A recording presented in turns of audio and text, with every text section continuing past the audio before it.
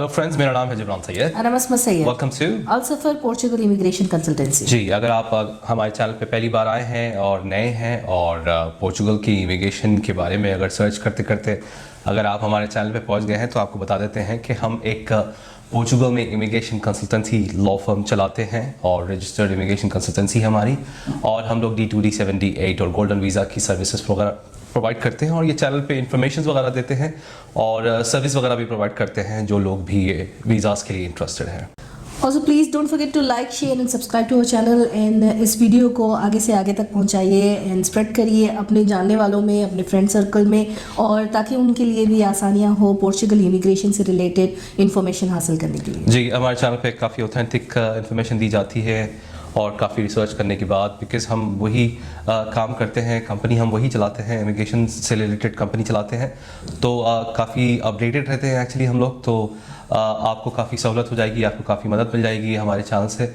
तो आप लोग अगर प्रोसेस कर रहे हैं, कहीं बाहर से भी कर रहे हैं, तो आप क्रॉस चेक कर सकते हैं। जो चीज़ें, जो पॉइंट्स हम लोग देते हैं, काफ़ी डिटेल में एक्चुअली हम लोग बात करते हैं। तो उससे आप, अगर आप कहीं भी और भी काम कर रहे हैं या आप अपनी खुद ही से काम कर रहे हैं, तो इसको एज ए रेफरेंस आप यूज़ कर सकते हैं।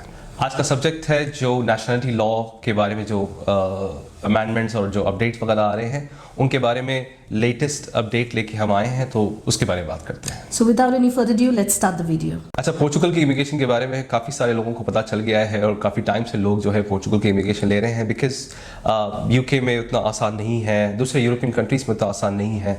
काफ़ी डॉक्यूमेंटेशन और when it comes to the process it's quite lengthy और काफ़ी कॉम्प्लिकेटेड है।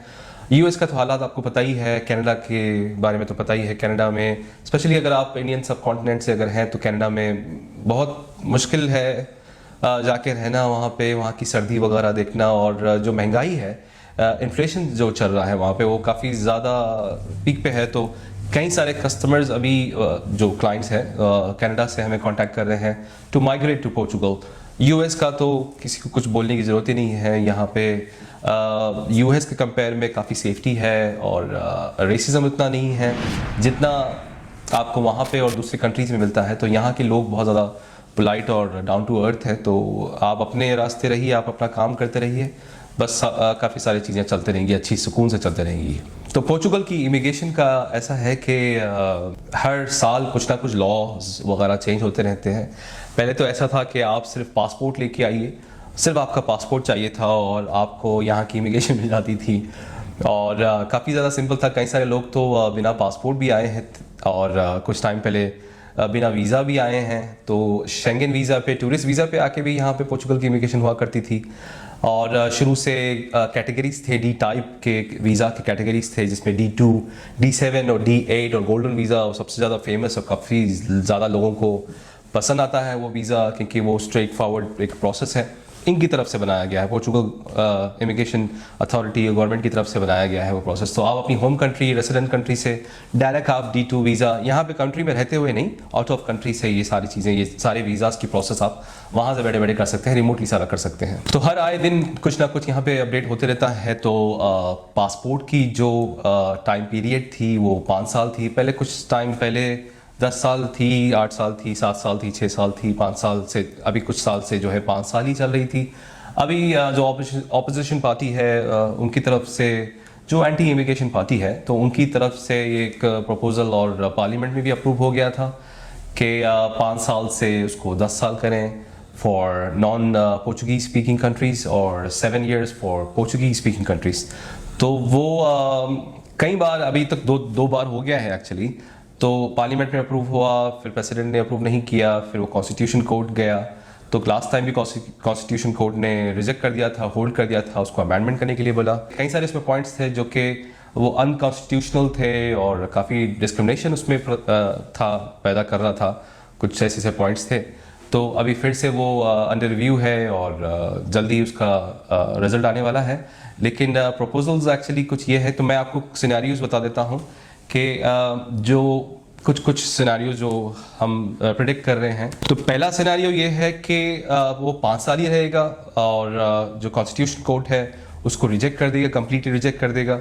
फिर ये लोग फिर से करेंगे, फिर वोटिंग करेंगे, फिर पार्लियामेंट में ये सारी चीज़ें चलते हैं, क्योंकि इनका कोई काम ही नहीं है। ये लिटरली कोई और चीज़ में ये लोग एक्सपर्ट है ही नहीं, इनका काम ही जो है नफरत फैलाना और बस एक ही सब्जेक्ट पकड़ के बैठे हुए हैं लोग, एक्चुअली इमिग्रेंट्स इमिग्रेंट्स इमिग्रेंट्स। तो ये यही चलते रहेगा जब तक इनकी टेन्योर चलती रहेगी, 4 साल की 5 साल की टेन्योर जब तक इनकी चलती रहेगी तो यही बातें करते रहेंगे। अच्छा, तो पहली चीज़ ये है, पहली सिनेरियो ये है कि आपका 5 साल ही रहेगा और कॉन्स्टिट्यूशन कोर्ट जो है उसको रिजेक्ट कर देगा। दूसरा ये है कि कॉन्स्टिट्यूशनल कोर्ट में जाने के बाद शायद हो सकता है कि ये फिर से एक अमेंडमेंट की बात करें, तो अमेंडमेंट में ये होगा कि जो लोग ऑलरेडी यहाँ पे हैं, जो लोग ऑलरेडी अंडर प्रोसेस हैं, ठीक है, उनका जो है 5 साल रहेगा, जो नए लोग आने वाले हैं उनका 7 साल हो जाएगा। ये एक दूसरा सिनेरियो है। तीसरा सिनेरियो ये है कि जो लोग यहाँ पे हैं, जिसका प्रोसेस चल रहा है, उनका 7 साल हो जाएगा और जो नए आने वाले लोग हैं उनका 10 साल होगा। ये तीसरी सिनेरियो है।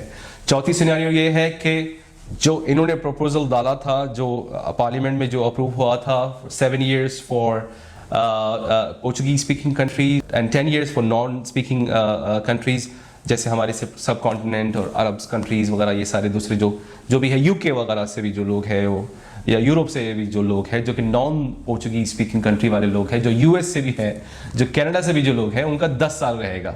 ये एक आखिरी सिनेरियो है। तो पहला सिनेरियो कंप्लीटली 5 साल रहेगा, दूसरा सिनेरियो जो लोग हैं जिसका प्रोसेस चल रहा है उनका 5 साल और जो नए आने वाले हैं उनका 7 साल। तीसरा सिनेरियो जो यहाँ पे है, जो प्रोसेस चल रहा है, उनका 7 साल, नए आने वाले लोगों का 10 साल, और जो इनका प्रपोजल था वो 10 साल सबके लिए, जो एक मतलब एक कम्प्लीटली इम्पॉसिबल वाली चीज़ है, क्योंकि आप 7 साल 10 साल ऐसा नहीं कर सकते कि क्योंकि आप पोर्चुगीज़ बात कर रहे हैं और आप पोर्चुगीज़ नहीं बात करते हैं, आप अंगोला से हैं, ब्राज़ील से हैं या फिर मोज़म्बिक से हैं, तो आपका एक अलग कम्प्लीटली एक अलग निज़ाम, और जो दूसरे जो यूके से हैं, कनाडा से हैं, इंडियन सब कॉन्टिनेंट से हैं, अरब कंट्रीज़ वगैरह से हैं, उनके लिए एक अलग निज़ाम। तो ये मुझे लगता है कि काफ़ी मुश्किल है, क्योंकि ऑलरेडी 2-3 बार हो चुका है ये, तो आगे उम्मीद भी यही है। तो मेरा एक्चुअली आपको ये वीडियो बनाने का मकसद ये था कि आप लोग वो रेस में आ जाएं। आप अगर वो फर्स्ट सिनेरियो में है तो बहुत अच्छी बात है, सेकंड सिनेरियो में भी है तो अच्छी बात है, थर्ड सिनेरियो में भी है तो अच्छी बात है, फोर्थ सिनेरियो तो चलो कंप्लीटली हर किसी के लिए अनएक्सेप्टेबल है। अगर वो हो भी जाता है तो फिर वो बाद में जो है यहाँ पे अंडर रिव्यू होगा, फिर से उसको एनालाइज करने के लिए बोला जाएगा, फिर से वो अमेंडमेंट होगा, जैसा काफ़ी टाइम से पोर्चुगल में होता रहा है। पहले 10 साल था यहाँ पे, 9 साल हुआ, 8 साल हुआ, 7 साल हुआ, 6 साल हुआ, तो ये चलते रहेगा।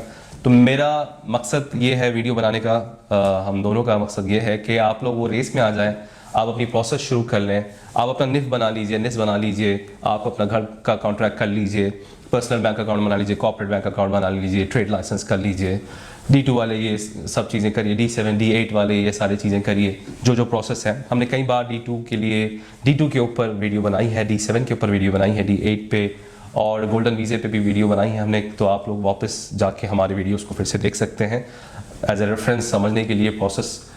अच्छा, हर कुछ टाइम के बाद आप कुछ लोग ऐसे हैं कि 2 साल पहले वाली वीडियो देख रहे हैं, तो फिर अब जाके कमेंट कर रहे हैं कि भाई अब ऐसा कैसा, वो तो आर्टिकल 88 89 बंद होकर टाइम हो गया, तो अभी तक भी उसके पीछे कुछ लोग हैं। अच्छा, वो बिज़नेस के लिए जो प्रपोजल्स हमने दिए थे वो अब 2 साल के बाद कम्प्लीटली वो बिज़नेस जो है यहाँ पे कम्प्लीटली उसकी मांग चेंज हो गई है, तो अब जाके उसका कोई इट्स कम्प्लीटली इररिलेवेंट। तो वो वीडियो जो प्रीवियस वीडियोस थी वो इररिलेवेंट है। अब जो लेटेस्ट वीडियोस है जिस पे D2 D7 D8 हम जो बनाते रहते हैं, तो वो अपडेटेड और रिलेवेंट वीडियोस हैं। जैसे कि पहले बैंक ऐसा था कि बैंक तो सिर्फ पासपोर्ट दे के, निफ दे के बैंक हो जाता था, बाद में फिर उन्होंने TRC कार्ड पूछना शुरू किया, social security contribution, job contract वगैरह पूछना शुरू किया।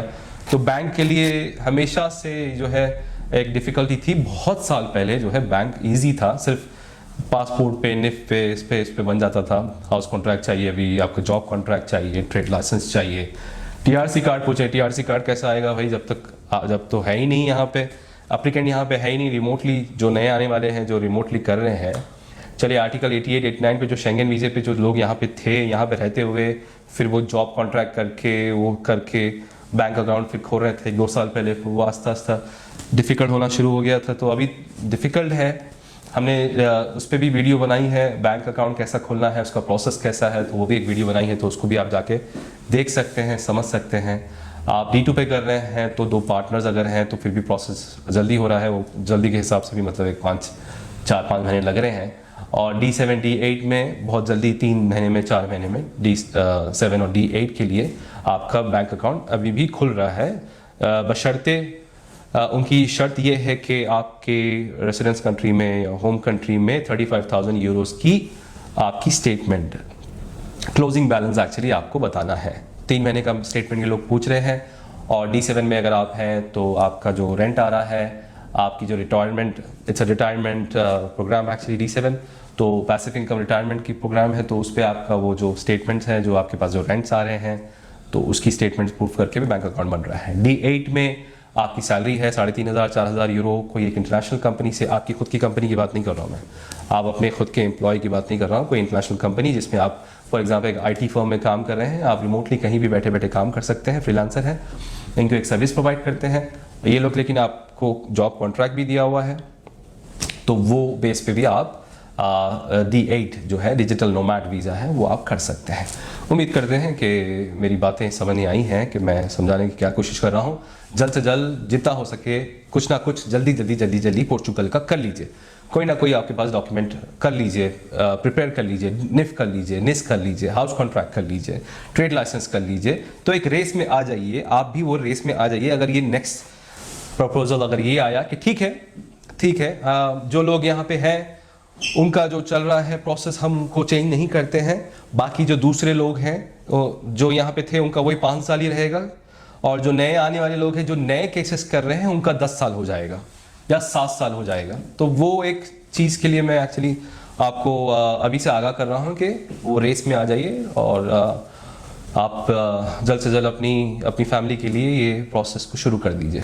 Also don't forget to like share subscribe to our channel. और इस वीडियो पे आप अपने कमेंट्स पूछ सकते हैं, अपने सवालात पूछ सकते हैं, और व्हाट्सएप पे और ईमेल के ज़रिए पे अपने सवाल पूछ सकते हैं, वो आपको हमेशा इंस्टेंटली उसका जवाब मिल जाएगा। और आप जो भी आपका डिस्कशन है आप व्हाट्सएप पे कंटिन्यूसली बात कर सकते हैं। अगर हमसे आपको बात करनी है तो आपको अपॉइंटमेंट लेना होगा और हमसे डायरेक्टली आप बात कर सकते हैं। जो भी आपके सवाल है आप पूछ सकते हैं। ज़्यादातर हम कोशिश करते हैं कि आप कमेंट्स में जाके अपने सवाल पूछें, ताकि आगे जो भी लोग हैं उनको भी उसके जो आंसर्स है, अगर आपके सेम क्वेश्चंस है तो उनको भी उसका जवाब मिल जाए, उनको फायदा हो जाए उस चीज़ का। या हमसे बात करना है तो आपको एक कंसल्टेशन फीस आपको पे करनी है एक्चुअली, एडवांस में एक अपॉइंटमेंट लेके एक स्लॉट बुक करके फीस पे करने के बाद आप हमसे बात कर सकते हैं।